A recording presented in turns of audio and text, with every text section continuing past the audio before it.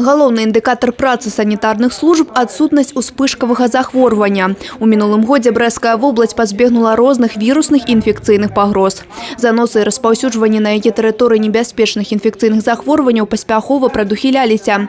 У прыватнасці ускладненне па адзёру ў мінулым годзе ліквідавана. Зараз ідзе пагроза ад каронавірусу. Аднак, як заўважылі на пасяджэнні, нашай вобласці на гэты конт можна не хвалявацца. Я думаю, что мы уже не раз переживали данные ситуации. Это был и птичий, и свиной грипп, это были различные лихорадки.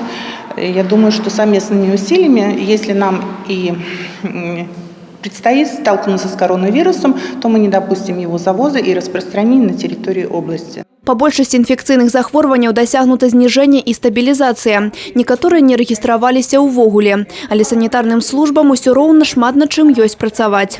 Сёння актуальнай застаецца прафілактыка кляшчавых інфекцый.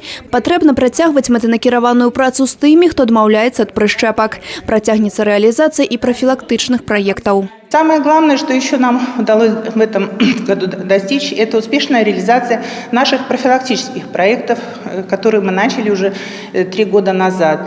Самые интересные из них и значимые, социально значимые для профилактики неинфекционных заболеваний, это здоровое сердце, залог успеха, это проект по онкопатологии, который мы реализуем уже 2 года.